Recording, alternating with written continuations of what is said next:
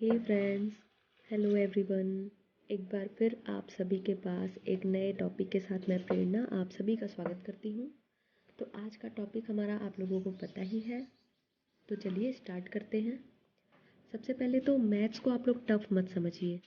Math को tough मत समझिए, मैथ टफ नहीं है, माइंड एप्लीकेशन को जानिए, है ना। अपने विवेक का प्रयोग कीजिए। तो पहला स्टेप है हमारा कि हमारी कैलकुलेशन स्पीड हमको इंक्रीज़ करनी है ना। कि हम कितना फास्ट किसी भी क्वेश्चन को सॉल्व कर सकते हैं। कैसे कर सकते हैं? प्रैक्टिस से। तो आप लोग प्रैक्टिस कीजिए, ठीक है। हाँ, एडिशन, सब्ट्रैक्शन, मल्टीप्लिकेशन, डिवीज़न, इसकी इतनी प्रैक्टिस कर लीजिए कि भाई कोई भी पूछे या कोई भी दे दे कुछ भी तो फटाफट कर लो, है ना। ऐसा ज़रूरी नहीं है कि छोटे लेवल पे ही हमारा ये एडिशन, सब्ट्रैक्शन, मल्टीप्लिकेशन, डिवीज़न सिखाया जाता है। बड़े लेवल पे भी ये बहुत छका देता है लोगों को।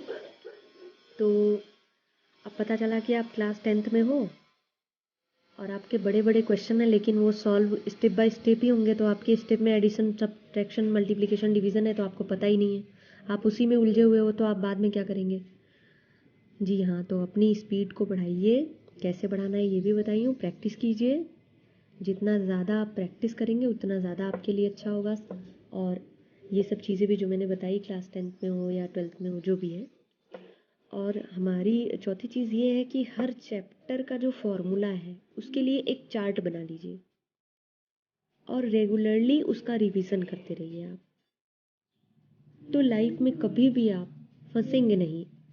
तो दो चीज़ें तो आपको बिल्कुल मैंने ऐसी बता दी जिससे आप फंसेंगे नहीं। पहला तो आपकी कैलकुलेशन स्पीड तेज होनी चाहिए प्रैक्टिस से, है ना। दूसरा मैंने बताया प्रैक्टिस से। तीसरा बताया कि आप क्लास 10th में हो और आपको पहला स्टेप, क्योंकि भाई मैथ्स है हमारा, स्टेप बाय स्टेप करते हैं। जब आपका स्टेप है पहला कि आपको एडिशन करके ये चीज़ करना है, बाद में मल्टीप्लिकेशन या डिवीज़न करना है, विद ब्रैकेट कोई क्वेश्चन दिया हुआ है या कोई ऐसी चीज़ें हैं, तो जब आप एडिशन और सब्ट्रैक्शन, मल्टीप्लिकेशन, डिवीज़न में ही फंसे हो तो आप बाद में क्या करेंगे? तीसरी चीज़ हमारी ये थी। चौथी हमारी ये थी कि हर चैप्टर का फॉर्मूला का एक चार्ट बना लीजिए और उसको रेगुलरली रिवीजन करते रहिए। और पांचवा ये है कि आप अपडेटेड रहिए। आपको ये पता होना चाहिए कि आप अपडेटेड हैं या नहीं, आपके सिलेबस में क्या आने वाला है क्या नहीं। ऐसा ना हो कि जो नहीं आने वाला है आप उसको भी पढ़ रहे हैं तो आपका वेस्ट ऑफ टाइम हो रहा है। तो जो आने वाला है उस पर फोकस करें। पता चला ट्रायंगल देख के आपको रिसोल याद आ जाए, समोसा याद आ जाए, तो ऐसा नहीं करना है। पढ़ाई पे फोकस करिए, कंसंट्रेशन रखिए, इस चीज़ को रखिए। मैथ टफ नहीं है, माइंड एप्लीकेशन को जानना ज़रूरी है। दूसरी चीज़ है हमारा, देखो, लाइफ भी ना एक मैथ की तरह है। दोस्तों का इसमें एडिशन होता है ना, दोस्त जुड़ते हैं। दुश्मनों का घटाना होता है भाई, सब्ट्रैक्ट होते हैं।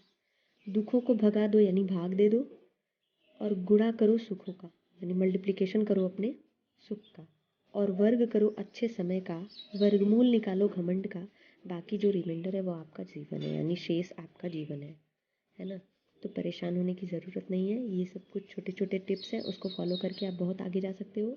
अभी से भी अगर आप अच्छे से स्टडी करेंगे ना तो आप बहुत आगे जा सकते हैं। Best of luck.